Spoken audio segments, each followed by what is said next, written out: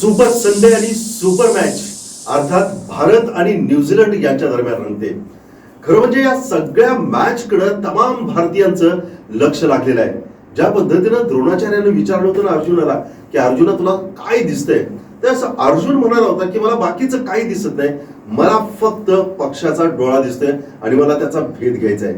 आज जर भारतीय संघाला विचारलं की तुम्हाला काय दिसतंय, तर भारतीय संघ एवढंच म्हणेल की दुबईच्या इंटरनॅशनल स्टेडियम मध्ये जी ICC ची ट्रॉफी ठेवलेली आहे ती ट्रॉफी फक्त आम्हाला दिसते. आज त्याचा भेद होणार का? ती चॅम्पियन्स ट्रॉफी उचलताना रोहित शर्मा दिसणार का? या सगळ्या प्रश्नांची उत्तरं आपल्याला मिळवायची आहेत आणि त्यासाठी आज आपल्या स्टुडिओमध्ये महाराष्ट्र क्रिकेट संघाचा व्हिडिओ अनालिसिस्ट अर्थात स्वप्नील कदम आहे. मला आठवतं की ज्या दिवशी ICC चॅम्पियन्स ट्रॉफीची सुरुवात झाली होती त्यावेळेस उद्घाटनाच्या कार्यक्रमापासून वेगवेगळ्या टप्प्यावरती स्वप्नील आपल्याबरोबर राहिला. त्यानं त्याच्या पद्धतीनं त्याचं विश्लेषण केलं. त्यातले अनेक विश्लेषणं ही तंतोतंत खरी ठरलीत आणि त्यामुळेच आम्ही ठरवलं की आज पुन्हा एकदा स्वप्नीलला आपल्यासोबत बोलावं आणि स्वप्नील कडून ही जी फायनल मॅच आहे त्या फायनल मॅच विषयी जाणून घ्या. तर चला जास्त उशीर नको, आपल्या स्टुडिओमध्ये आहे स्वप्नील स्ट्रेट ड्राईव्ह मध्ये पुन्हा एकदा तुझं स्वागत. Thank you sir. मला अजूनही आठवतं की ज्यावेळेस स्पर्धेला सुरुवात झाली होती त्यावेळेस तू आणि मी दोघेही आपण या क्रिकेटच्या या मैदानावरती होतो आणि या स्पीच वरती होतो. त्यावेळेस विचारलं होतं तुला की शेवटची फायनल मॅच तुला कोणाकोणामध्ये होताना बघायला आवडेल. तू सांगितलं होतं की फायनल हा भारत असेल आणि जर 3 संघ जर मला निवडायचे असतील तर त्यात एक न्यूझीलंड, दुसरा ऑस्ट्रेलिया आणि तिसरा साऊथ आफ्रिका. त्यातलं हे तर भाग्यत आता किमान खरं झालंय की भारताच्या विरुद्ध न्यूझीलंड आहे. कसं बघतोयस या मॅच कडे? मोठी मॅच आहे कारण न्यूझीलंडनं आपल्याला 2दा ह्याच्या आधी धक्के दिलेले आहेत. ICC टेस्ट चॅम्पियनशिप असेल इंग्लंडमध्ये, आपण त्यांच्याकडून हारलेलो. ICC वर्ल्ड कप असेल वन डेचा, तो पण आपण इंग्लंडमध्ये त्यांच्याकडून हारलेलो. त्यामुळं बदला पुरा करायची जबाबदारी या मॅचची असणार आहे. जसं आपण पाकिस्तानच्या मॅचला म्हटलेलं आहे की 2019 ची चॅम्पियन ट्रॉफीची फायनल आपणचा बदला घ्यायचा आहे आणि त्यांना टुर्नामेंट मधनच आउट करायचं आहे. तसंच या टुर्नामेंट मधनं आउट करायची वेळ, परफेक्ट वेळ आलेली आहे असं मी म्हणेन. तू म्हणजे आत्ताच तू सांगितलंस की आपल्याला इकडे न्यूझीलंडनं बाहेर काढलं होतं त्या स्पर्धेमध्ये. त्यावेळेस खरं म्हणजे दिवाळी आपली होती, फटाके आपण आणले होते, बाकी सगळं फराळ आपण केलं होतं, परंतु दिवाळी आपली त्यांनी वाजवली आणि ते दिवाळी साजरी करून निघून गेले. शिमगा येतोय तोंडावरती, पण शिमग्याच्या अगोदर आपल्याला कोल्हापूरमध्ये पुन्हा एकदा शिवाजी चौकात दिवाळी साजरी होताना बघायची आहे. परंतु हे सगळं करत असताना ही एक मोठी मॅच आहे, मोठा प्लॅटफॉर्म आहे आणि ICC चॅम्पियन्स ट्रॉफी 4 वर्षाने येते आणि त्याच्यामुळे या सामन्याला एक वेगळ्या प्रकारचं महत्व आहे. कशा पद्धतीनं या दोघांचे जे संघ आहेत ते याच्या अगोदर कशा पद्धतीने एकमेकांच्या समोर ठाकले होते, कशा पद्धतीनं त्यांचा इतिहास होता? ICC इव्हेंट मध्ये बघितलं तर 11 वेळा आमने सामने आलेले आहेत. दोन्ही टीम्सनी 5-5 वेळ मॅच जिंकलेले आहेत. एक वॉशआउट झालेली आहे मॅच. त्यामुळे निश्चित दोन्हीकडे समान पारडा आहे असं मी म्हणेन. आणि दुबईमध्ये मॅच असल्यामुळे सगळ्यांनाच माहिती आहे की थोडंसं भारत वरचढ असणार आहे, यात काय वाद नाहीये. खरं म्हणजे दुबईच्या या सगळ्या मॅचेस वरून इकडे काही जणांनी इकडे भारतावरती टीका सुद्धा केली. विवेन रिचर्ड सुद्धा बोलले होते की मी ICC ला याबाबत थेट विचारेन. इव्हन काल डेव्हिड मिलर सुद्धा म्हणाला की डेव्हिड मिलरचं वाक्य खूप कालचं छान होतं. तो असं म्हणाला की मी ICCचं हे जे काही प्रमाण वेळापत्रक आहे त्या वेळापत्रकाविषयी विचारणार आहे की आम्हाला खूप जावं लागलं, यावं लागलं, पुन्हा एकदा आम्हाला नव्याने तयारी करावी लागली. आणि त्याला विचारलं की तुझ्या दृष्टिकोनातून फेवरेट कोण, तर तो म्हणाला होता की मला असं वाटतं की न्यूझीलंडने ही मॅच जिंकावी. कारण थोडंसं ते पण डिस्पॉइंटिंग असणार आहेत कारण भारताच्या शेड्यूलमुळेच सगळ्यांचं शेड्यूल बिघडलं असं म्हणेन.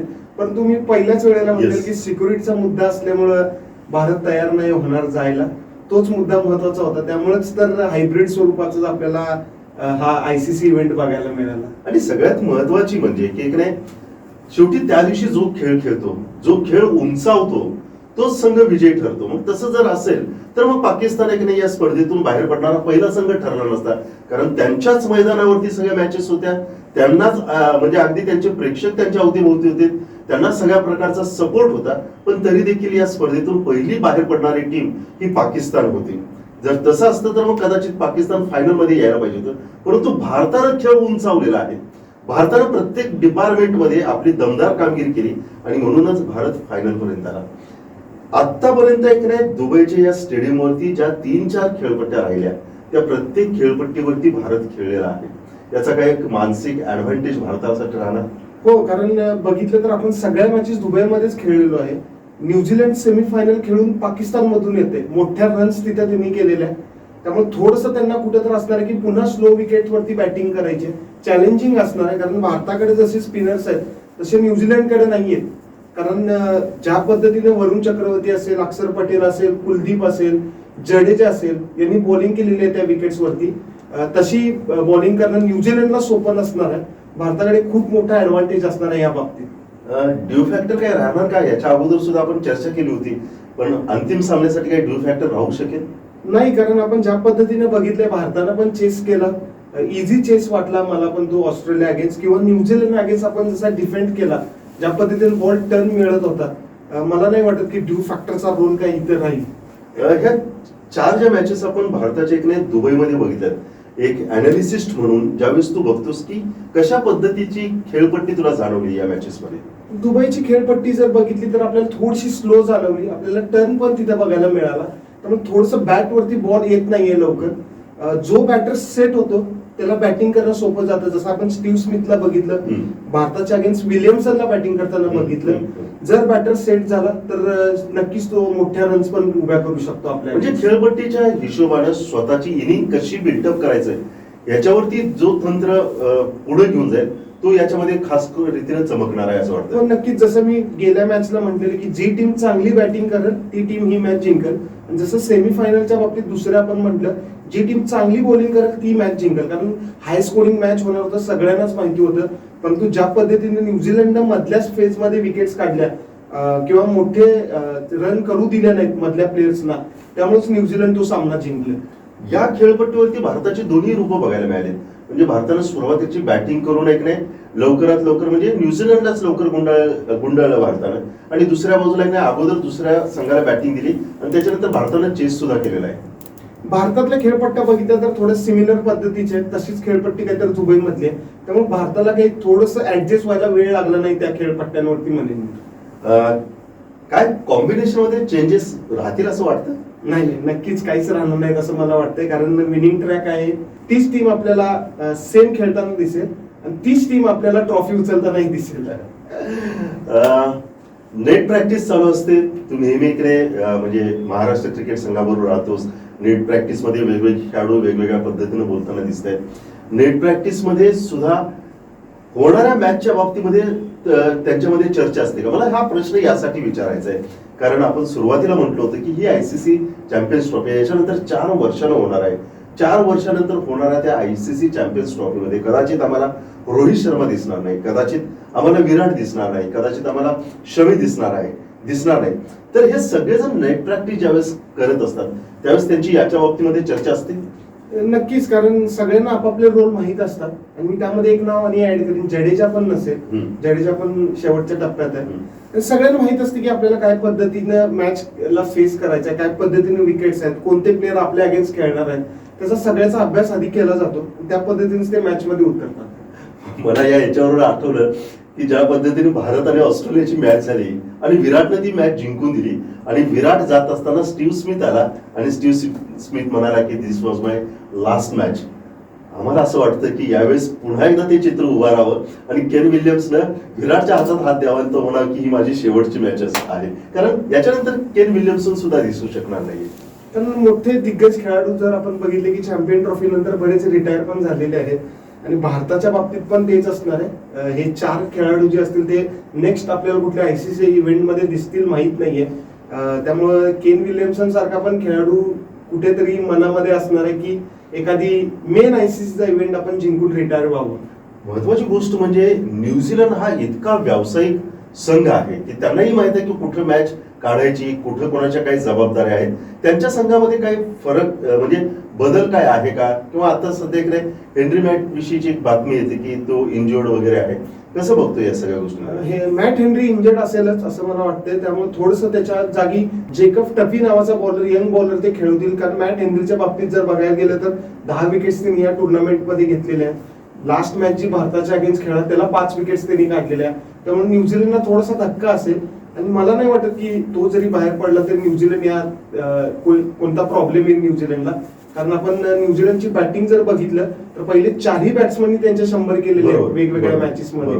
त्यामुळे चांगल्या बॅटिंग लाईन फॉर्म मध्ये थोडस मधले 2 जे बॅटर्स आहेत त्यांना थोडेसा रन करावे लागतील, तर न्यूझीलंडला अगदी सोपं जाईल ही मॅच खेळायला. सुरुवातीलाच सगळ्या गोष्टी विश्लेषणात्मक गोष्टी सांगितल्या. दुसऱ्या या भागामध्ये आपल्याला जाणून घ्यायचं आहे की भारतीय संघ कसा असणार आहे आणि न्यूझीलंड संघ कसा असणार आहे. खरं म्हणजे त्यांना सांगितलं की कुठल्याही प्रकारचा बदल कदाचित दोन्ही संघामध्ये दिसणार नाही. फक्त एकच बदल आहे आणि तो म्हणजे न्यूझीलंड संघामध्ये. न्यूझीलंड संघामध्ये हेनरी जो आहे तो कदाचित दुखापतग्रस्त असल्यामुळे टफी जेकब कदाचित खेळण्याची शक्यता आहे. स्वप्नील, इंडियाची बॅटिंग लाईनअप काय सांगशील? रोहित शर्मावरती खूप मोठी मदार असणार आहे, कारण रोहित शर्मा सध्या फॉर्म मध्ये नाहीये. रोहित शर्मा फॉर्म मध्ये येणं खूप महत्वाचं आहे. जसं मी म्हणत आलोय की आपल्याला पहिल्या 10 ओव्हरमध्ये थोडीशी सावध सुरुवात करायला हवी. 30-40 रन झाले तरी चालतील. जर रोहित शर्मा आणि शुभमन गिलनं जर चांगला स्टार्ट दिला, आपण जर बॅटिंग जर पहिली केली तर निश्चित आपण 300+ रन ह्या मॅच मध्ये करू. तू रोहित शर्माच नाव घेतलं म्हणजे रोहित शर्माला जर दुबईच्या क्रिकेट इंटरनॅशनल क्रिकेटचा जर 7-12 त्याच्या नावावरती जर केला तर तो मालकासारखा राहतो. आणि तो मालक बनला ना, मग फिल्डर असतील आणि हे असतील हे सगळं नोकराप्रमाणे फक्त जाऊन बॉल आणणं आणि परत देणं एवढंच काम करतात. त्याच्यामुळे दुबईचा 7-12 रोहितच्या नावावरती व्हावा असं आम्हाला वाटतंय. त्याच्यानंतर रोहित शर्माची काय माइंडसेट असतो त्याचा? रोहितला सगळ्यांनाच माहिती आहे रोहित शर्माचा माइंडसेट की तो एक अटॅकिंग बॅटर आहे. पहिल्या 10 ओव्हरमध्ये जास्तीत जास्त रन करून द्यायचं त्याचं काम आहे. ज्यावेळेला तो चालतो पहिल्या 5-7 ओव्हरमध्ये बॉलरला काहीच सुचत नसताना आपण बघतोय, त्यामुळे त्याचा माइंडसेट तोच असणार आहे की मला जास्तीत जास्त रन पहिल्या 10 ओव्हर या पॉवर प्ले मध्ये करून द्यायचे. पण तू मला हे सांगायचं की ह्या विकेट तशा नाहीयेत. विकेट जर आपण बघितला तर थोडा स्लो आहे, बॅटवरती बॉल येत नाहीये, त्यामुळे थोडीशी सावध सुरुवात करणं गरजेचं आहे. शुभमन गिल सध्या चांगलाच फॉर्म मध्ये आहे, त्यामुळे थोडस ह्या दोघांनी तर कुठं 10 ओव्हर नाही 30-40 रन जरी झाले तरी बरंच प्रेशर न्यूझीलंडच्या बॉलरवरती येणार आहे. आणि कधी कधी इकडे रोहित शर्मा एक नाही त्याचा जो आवडता फटका आहे त्या फटक्याच्या मोहामध्ये कधी कधी अडकतो आणि तोच फटका अनेकदा रोहितचा घात करतो. फायनल मॅच आहे, एक 4 पावलावरती ICC चॅम्पियन्स ट्रॉफी दिसते. रोहितनं स्वतःच्या मनाला आवर घालावी की त्याला आहे असं नॅचरल खेळावं? नाही, नक्कीच थोडीशी घालावी म्हणतो, कारण ते रोहित शर्मा पण करिअरच्या अंतिम टप्प्यात आहे. आणि ICCच्या बाबतीत जर ऍज अ कॅप्टनशिप बघायला गेलं तर 20 मॅचेस केलेले आहेत, फक्त एकच मॅच हरली ICC मधली, सर्वांना माहिती आहे कुठली, वर्ल्ड कप फायनल. त्यामुळे सगळ्या मॅचेस ICC इव्हेंट मधले त्यांनी जिंकलेले आहेत. जाता जाता तरी शेवट गोड करावा पुन्हा एकदा असं मी म्हणेन. आणि मग भीमसेन जोशी म्हणतात तसा याच्यासाठी केला होता हट्टा, असं त्या पद्धतीनं आपलं सगळ्यांचं लक्ष रोहितच्या बॅटिंगकडे असणार आहे. त्याच्यानंतर सगळ्यांचं लक्ष आहे ते शुभमन गिलकडे. शुभमन गिल एक युवा खेळाडू म्हणून या स्पर्धेत पुन्हा आपल्याला दिसून आलेला आहे. मध्ये ड्रॉपआउट होता, त्यानंतर पुन्हा चांगलं कमबॅक करतोय. ज्या पद्धतीनं लीग फेज मध्ये बॅटिंग केली असेल शुभमननं, अत्यंत चांगल्या पद्धतीची बॅटिंग आपल्याला बघायला मिळाली आहे. तशीच अपेक्षा या मॅच मध्ये असणार आहे. चांगली सुरुवात आपल्याला करून देणं शुभमनची पण जबाबदारी असणार आहे. सुरुवात म्हणण्यापेक्षा जास्तीत जास्त ओव्हर जेवढं शुभमन खेळेल तेवढं न्यूझीलंड वरती प्रेशर जास्त येणार आहे. शुभमनचं टायमिंग खूप छान रीतीचं आहे, परंतु ज्या पद्धतीने तू सांगतो की या विकेटवरती बॉल थोडासा थांबून येतोय, त्याच्यामुळे त्याची टायमिंग आणि बॉल याच्यामध्ये कुठं तरी न सेकंदाचं अंतर पडतं आणि मग आपण बघितलं की ते बॅटला लागून बॉल विकेटवरती आले. शुभमननं त्या दृष्टिकोनातून काही प्रिपरेशन केलं असेल? नक्कीच केलं असणार, कारण त्याला पण माहिती आहे की शेवटची मॅच आहे, फायनल मॅच आहे, त्यामुळे कोणती रिस्क तो पण घेणार नाही असं मला वाटते. थोडंसं त्याचा पण माइंडसेट असाच असणार आहे की मी जास्तीत जास्त ओव्हर खेळून टीमला चांगल्या एका स्टेजवरती आणून ठेवायचा त्याचा प्रयत्न असणार आहे. आम्हाला तर असं वाटतं की शुभमन गिल यावेळेस स्वयंवराचा तो हार घेऊन त्याला ICC चॅम्पियन्स ट्रॉफी मध्ये घालून त्याला तो घेऊन यावा. कारण सध्या शुभमनच्या लग्नाच्या चर्चा जास्त आहेत, परंतु त्या म्हणजे आधी लग्न ICC चॅम्पियन्स ट्रॉफीचा, नंतर मग त्याचा असं आपण असं म्हणू. नंतर आमचं लक्ष सगळ्यांचंच आहे तो म्हणजे आपल्या सगळ्यांच्या मनात असणारा विराट कोहली. विराट कोहली ज्या पद्धतीनं ह्या स्पर्धेत एक नाव गाजत होतं की विराट कोहली काय करणार, तर त्यानं दाखवून दिलं की विराट कोहली काय करू शकतो. पाकिस्तानच्या अगेन्स्टचा 100 असेल किंवा ऑस्ट्रेलिया अगेन्स्टचा परत 84 रन असतील महत्वाच्या. मी जसं आपलं बोलणं झालं की विराट कोहलीच्या फिटनेस बद्दल पण, की विराट कोहलीनं पाकिस्तानच्या अगेन्स्ट 7 बाउंड्री फक्त मारल्या, ऑस्ट्रेलियाच्या अगेन्स्ट 5 बाउंड्री मारल्या, परंतु पळून ज्या धावा विराट कोहलीनं काढल्या तेच प्रेशर कुठं तरी दोन्ही टीम्स वरती त्यावेळेला आलं. हेच महत्वाचं आहे की विराट कोहली पुन्हा एकदा ह्याच्यात जास्तीत जास्त ओव्हर खेळणं महत्वाचं आहे. वरती जर आपल्याला चांगला स्टार्ट मिळाला तर विराट असेल, श्रेयस असेल, हार्दिक असेल, KL राहुल असेल, निश्चित मोठ्या रन्स करतील, यात काही वाद नसणार आहे. विराट ज्यावेळेस बॅट घेऊन मैदानात उतरतो आणि स्वतःला वॉर्मअप करतो आणि मग बॅट आपल्या हातामध्ये घेऊन येतो, मला असं वाटतं की त्याच्या हातामध्ये तो बॅट घेऊन येत नाही, त्या बॅटमध्ये कुठेतरी कम्प्युटर बसवलाय की काय असं वाटतं. कारण सगळं कॅल्क्युलेशन म्हणजे ज्यावेळेस चेस मास्टर म्हणून तो ज्यावेळेस येतो त्यावेळेस त्याचं सगळं कॅल्क्युलेशन त्या बॅटमध्ये त्याला ठरवलं असतं की इथपर्यंत आपल्याला खेळायचं, इथपर्यंत हे करायचंय, तिथपर्यंत ते करायचंय. काय माइंडसेट आहे माणसाचा या. बऱ्याच वेळेला आपण बघितले की रन चेस करताना विराट कोहली आपल्याला उभा दिसतोय, त्यामुळेच एक कॅल्क्युलेशन जसं तुम्ही म्हणाला की कुठल्या बॉलरला टार्गेट करायचंय, कुठल्या बॉलरला सेफ खेळायचं आहे, कुठल्या फिल्डरकडे 2 रन पळायचे, कुठल्या फिल्डरकडे 2 रन नाही पळायचे, ते त्याच्या डोक्यात बरोबर असतं. तो त्या पद्धतीनेच गेम करतो आणि कुठल्या ओव्हरला किती रन आपल्याला पाहिजे आहेत त्याचा बरोबर हिशोब करून तो खेळत असतो असं मी म्हणेन. ज्यावेळेस शोले चित्रपट काढला त्यावेळेस एक नाही सगळी स्क्रीन जी होती ती सगळी एक नाही धर्मेंद्रवरती म्हणजे अर्थात जयवरती वीरवरती होती ती सगळी लिहिलेली आणि त्याला साईड म्हणून एक नाही अमिताभ बच्चनला ठेवला, परंतु अमिताभ बच्चनच तो पिक्चर खाल्ला असं नंतर बोललं गेलं. हे सगळं सांगायचं कारण असं कारण या सगळ्या म्हणजे रोहित आहे, शुभमन आहे, विराट आहे, यांच्या बरोबर सुद्धा कुठेतरी के.एल. राहुल आणि आपला श्रेयस अय्यर या दोघांचे सुद्धा इनिंग ज्या पद्धतीने बिल्डअप झाल्या, ज्या पद्धतीने त्याने मॅचेस काढून दिल्या, त्या हॅट्स ऑफ आहे त्यांच्यासाठी. नक्कीच, कारण छोटे रोल्स होते, कॅमिओ रोल्स होते, त्यांनी त्या परफेक्ट पद्धतीने पार पाडले. हार्दिक पांड्याची पण आपल्याला इनिंग विसरता येणार नाही, ज्या पद्धतीने त्याने न्यूझीलंडच्या अगेन्स्ट कमी बॉल्स मध्ये जास्त रन केलेल्या, ती इनिंग पण महत्वाची होती. त्यामुळेच तर भारत 250 पर्यंत पोहोचलेला. हे तिन्ही फलंदाज आपल्यासाठी महत्वाचे असणार आहेत मिडल ऑर्डर मध्ये. आणि हे तिन्ही फलंदाज म्हणजे एक नाही ज्या पद्धतीने आपण वर्गात बसून नाही कागदी बाण मारायचो ना, त्यांचे सिक्सर म्हणजे तसे कागदी बाण वाटतात त्यांचे. म्हणजे हार्दिकनं न्यूझीलंडच्या विरोधात जे 6-2 मारले तिथं खऱ्या अर्थाने एक सगळ्यांनी श्वास टाकला. काही जणांनी अक्षरशः हातात बीपीच्या गोळ्या घेतल्या, त्या ब्लड प्रेशर वाढत होतं. पण ज्यावेळेस ते 2 6 मारले त्या गोळ्या बाजूला ठेवले तर ते म्हटले की आता आपण मॅच जिंकू शकतो. हार्दिकला पुन्हा एकदा तोच रोल कम्प्लीट करावा लागेल. हो नक्कीच, हार्दिकला दोन्ही रोल पूर्ण करायला लागणार, फक्त बॅटरचा नाही, ऍज अ बॉलरचा पण. कारण आपण 2च फास्ट बॉलर घेऊन खेळतोय. शमीवरती तर मोठी जबाबदारीच आहे, त्या पद्धतीनेच हार्दिकवरती जबाबदारी असणार आहे नवीन बॉलवरती विकेट काढून देणं. कारण मी जसं म्हटलं की त्यांच्या 4ही फलंदाजांनी 100 केलेले आहेत, त्यामुळे कुठेतरी हार्दिक आणि शमीने जर आपल्याला वरती 2-2 विकेट घेऊन दिल्या, न्यूझीलंड बॅकफुटला जाताना आपल्याला दिसेल. बॅटिंगच्या बाबतीमध्ये आपण बोललो, आता बॉलिंगच्या अटॅक बाबत काय सांगशील?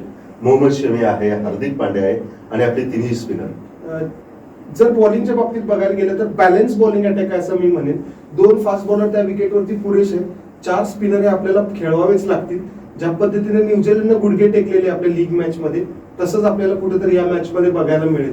ज्या पद्धतीने वरुण चक्रवर्ती असेल, मोहम्मद शमी असेल, हार्दिक पांड्या असेल, ज्या पद्धतीने यांनी बॉलिंग केली तशीच त्यांना चांगली साथ जी मिळाली ती अक्षर पटेल, कुलदीप यादव आणि रवींद्र जडेजाकडून. थोडंसं आपल्याला ह्या मैदानावरती पुन्हा एकदा स्पिन बघायलाही मिळणार, त्यामुळे हे 4 जे बॉलर आहेत त्यांची महत्वाची भूमिका असणार आहे. या 40 ओव्हर न्यूझीलंडसाठी खूप जड असणार आहे, ती महत्वाची. परंतु न्यूझीलंडने एक नाही भारतामध्ये येऊन भारताला हरवलं. न्यूझीलंडनं गेल्या काही दिवसांपासून ती पाकिस्तानमध्ये आहे, पाकिस्तानला हरवलं. मागच्या मॅच मध्ये त्यांनी जवळपास 350च्या वर अधिक स्कोर केल्या आणि ते सुरुवातीला सांगितलं त्या पद्धतीनं की न्यूझीलंड संघाकडून सुरुवातीचे 4ही बॅटर्स जे आहेत ते 4ही बॅटर्सना शतक मारलेले आहेत आणि प्रत्येक मोठे टार्गेट म्हणजे पहिली मॅच सुद्धा पाकिस्तान विरुद्धची ती सुद्धा 350 रन्स होत्या, त्या देखील त्यांनी चेस केलेल्या होत्या. शेवटची जी मॅच झाली ती देखील त्यांनी चेस केलेली. त्यांच्यामुळे त्यांचा जो कॉन्फिडन्स आहे तो खूप हाय लेवलचा आहे आणि त्या पद्धतीचा तो कॉन्फिडन्स घेऊन ते येणार आहेत. हो नक्कीच, कारण न्यूझीलंड जर बघितलं तर न्यूझीलंड जर बघितलं आपण तर विल यंग असेल, टॉम लेथम असेल, केन विल्यम्स असेल, रचित रवींद्र असेल, यांनी शक्य केलेली आहे. ग्लेन फिलिप्स असं मधल्या फळी देऊन ज्या पद्धतीने फटकेबाजी करतोय ते सगळ्यांनाच माहिती आहे. आणि जर डॅरेल मिचेल जर ब्रेसवेल फॉर्म मध्ये आले तर न्यूझीलंड सारखी बॅटिंग ऑर्डर आपल्याला या टुर्नामेंट मध्ये परत बघायला नाही भेटणार, अशी यांची बॅटिंग ऑर्डर एवढी मोठी आहे.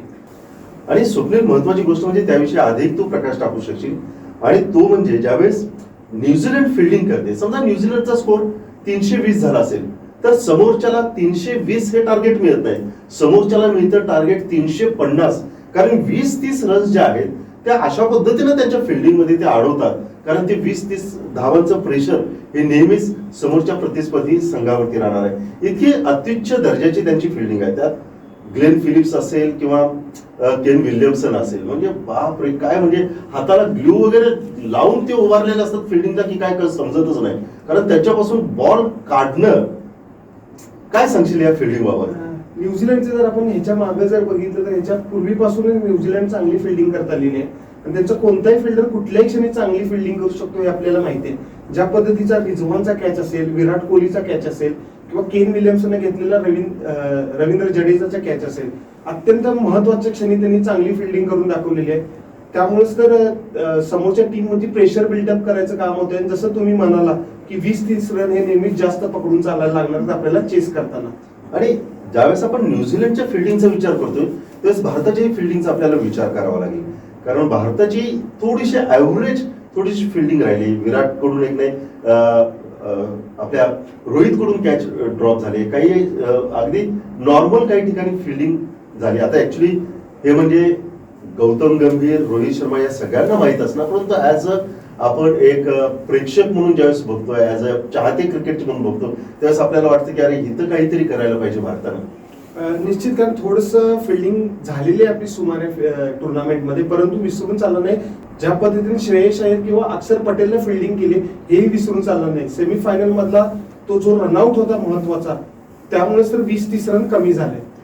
स्वप्नील, आपण भारतीय क्रिकेट संघाची बॅटर्सच्या बाबतीमध्ये बोललो, न्यूझीलंड संघाच्या बॅटर्स बाबतीत बोललो, पण न्यूझीलंड संघाचा एक बॅटर रचिन रवींद्र, काय सांगशील त्याच्याविषयी आणि केन विल्यमसनच्या बाबतीत? ज्या पद्धतीने दोघं चांगल्याच फॉर्म मध्ये, सेमीफायनल मध्ये दोघांनी 100 केलेले आहेत. फ्लॅट ट्रॅक होता. पुन्हा एकदा ते दुबईमध्ये येऊन खेळतात, थोडासा स्लो विकेट्स असतील. कारण केन विल्यम्स आणि रवींद्र बद्दल सांगायला आवडेल, ते दोघेही स्पिनर्सला चांगले खेळतात. त्यामुळे त्यांच्या विकेट्स काढणं खूप महत्वाचे आहेत. कारण आपल्या लीग स्टेजमध्ये पण केन विल्यमसनच रन केलेल्या, जसा केन विल्यमसन आउट झाला तसेच मागं विकेटची झडी लागली मी म्हणेन न्यूझीलंडसाठी. त्यामुळे ह्या 2 विकेट्स आपल्याला लवकर मिळवणं गरजेचं आहे. सामन्यामध्ये आपण जोरदार कमबॅक करणार. बॅटर्सच्या बाबतीमध्ये झालं, पण बॉलिंग अटॅक कसा राहणार न्यूझीलंडचा? कोण आहेत की ज्याच्याकडे खूप बारकाईने आपल्याला बघावं लागेल? 3 फास्ट बॉलर आपण बघत आलेलो आहे न्यूझीलंडकडे. मॅट हेनरी असेल, काईल जेमिसन असेल, हे 2 तर महत्वाचे होतेच. जर मॅट हेनरी जर इंजर्ड झाला तर जेकब टफी त्याच्या जागी येतोय. स्पिनर मध्ये जर आपल्याला बघायला झालं तर कॅप्टन सँटनर असेल, ब्रेसवेल असेल, रचित रवींद्र असेल. सँटनर बद्दल जर बोलायचं झालं तर सँटनरने सेमीफायनल मध्ये 3 विकेट्स काढलेल्या फ्लॅट ट्रॅक वरती 40 रन मध्ये. त्यामुळे सँटनर कुठेतरी आपल्याला इथे धोक्याचा साबित होऊ शकतो हे नक्की. तर हे त्यांचं कॉम्बिनेशन आहे.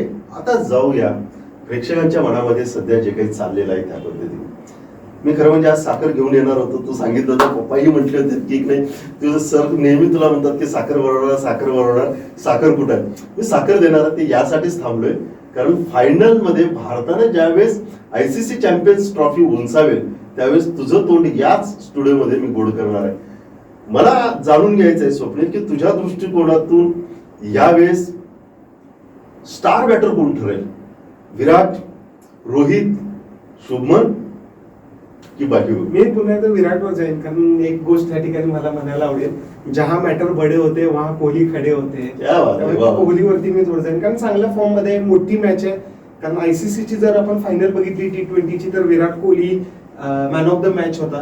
त्यामुळे थोडंसं मला वाटतं की विराटला पण या ठिकाणी एक ट्रॉफी जिंकून आणि एक चांगला स्कोर करून रिटायर व्हावं. जर बॉलिंगच्या बाबतीमध्ये बघायचं झालं तर सुरुवातीला मोहम्मद शमीने 5 विकेट्स घेतल्या होत्या, त्याच्यानंतर मागच्या मॅच मध्ये त्यानं 3 विकेट्स घेतल्या होत्या. बॉलिंग मध्ये कुणाला डोळा मारायला आवडेल? मी पुन्हा एकदा चक्रवर्तीवरतीच आहे. वरुण चक्रवर्ती ज्या पद्धतीने त्यानं न्यूझीलंडच्या अगेन्स्ट बॉलिंग केलेली आणि ज्या पद्धतीने बॅटर्स आउट झालेले, त्यामुळे वरुण चक्रवर्ती त्यांना जड जाणार हे निश्चित आहे. आणि जर न्यूझीलंडच्या संघाच्या बाबतीमध्ये बोलायचं झालं तर न्यूझीलंड संघामधून कोण चमकण्याची शक्यता आहे? मी बॅटर कडून जाईन तर विल्यमसन कडून. जसं ज्या पद्धतीने म्हटलं की विल्यमसन स्पिनला चांगला खेळतो, त्यामुळे थोडीशी नजर माझी त्याच्यावरती असणार आहे. आणि बॉलिंग वरती सँटनर आणि ही मॅच भारताला किती टक्के चान्सेस आहेत जिंकण्याचे आणि न्यूझीलंड कडून? एक अनालिसिस्ट म्हणून आपण भारतीय संघाचे जरी समर्थक असलो तरी मॅच किती टफ होईल? निश्चित मॅच तगडी होणार, कारण न्यूझीलंडला पण कमी लेखून नाही चालणार. रचित रवींद्र, सँटनर चांगले स्पिनर आहेत. त्यामुळे थोडीशी मॅच मध्ये मी 50-50% कारण भारतानं जर 250+ रन केले तरच भारताला मोठा चान्स आहे. 250च्या आत जर आपण थांबलो तर न्यूझीलंडला खूप मोठा ऍडव्हान्टेज असणार आहे चेस करायचा. आणि जर न्यूझीलंडनं पहिली बॅटिंग केली तर भारताची जबाबदारी असणार आहे बॉलरची की 200 पर्यंत किंवा 220 पर्यंतच थांबवावं, तर आपण आरामात हा सामना चेस करेन आणि भारत विजेता आपल्याला बघायला मिळेल. दुबईमध्ये मॅच होते, भारतीय समर्थक त्या ठिकाणी असणार आहे. दुबईच्या मैदानावरती भारतीय क्रिकेटर्स आणि न्यूझीलंडचे क्रिकेटर असणार. म्हणजे त्या दिवशी दुपारी 2:30 ते संध्याकाळपर्यंत चांगलाच लेझर शो पाहायला मिळणार आहे. परंतु आपला लेझर शो नेहमीप्रमाणे असतो तो शिवाजी चौकात येणार का? निश्चित नुसतंच येणार नाही, तिरंगा घेऊन येणार. अच्छा, तिरंगा घेऊन येईल. लहरा दो विजय का परचम लहरा दो. आणि हीच एक भावना सगळ्या भारतीयांची आहे. आणि शेकडो आणि करोडो भारतीय टीव्ही समोरून हलणार नाही. त्याच्यामुळं जेवण जे करायचं आहे महिलांनो, लवकर जेवण करून घ्या, कारण आपला संघ मैदानावरती उतरणार आहे. आणि टीव्ही वरती आतिषबाजी आणि लेझर शो आपल्या विराटचा, रोहितचा, शुभमन गिलचा पाहायला मिळणार आहे. आणि ज्यावेळेस न्यूझीलंड खेळायला येईल त्यावेळेस माझं गाणं असेल, ज्यावेळेस मोहम्मद शमी बॉलिंग टाकेल किंवा स्वप्नीलनं ज्या पद्धतीनं सांगितलं त्या पद्धतीनं वरुण चक्रवर्ती बॉलिंग टाकेल, त्यावेळेस ते असंच म्हणतील, ढूंढो ढूंढो रे साजना, की त्यांना बॉल कदाचित ते मिस करतील. आणि एक अपेक्षित असणारी जो रिझल्ट सगळ्यांच्या मनामध्ये आहे तो रिझल्ट भारतीयांकडून लागेल. त्याच्यामुळं सुपर संडे आहे, सुपर मॅच आहे आणि सुपर जल्लोष आहे. स्वप्नील म्हणशील काय एकदा, India India India India India India. Yes, आमच्या दोघांच्या आवाजामध्ये हजारो जणांचा आवाज ऐकायला मिळणार आहे. लवकरच भेटू स्टुडिओमध्ये देखील आणि मॅच जिंकल्यानंतर थेट आपल्या शिवाजी चौकात.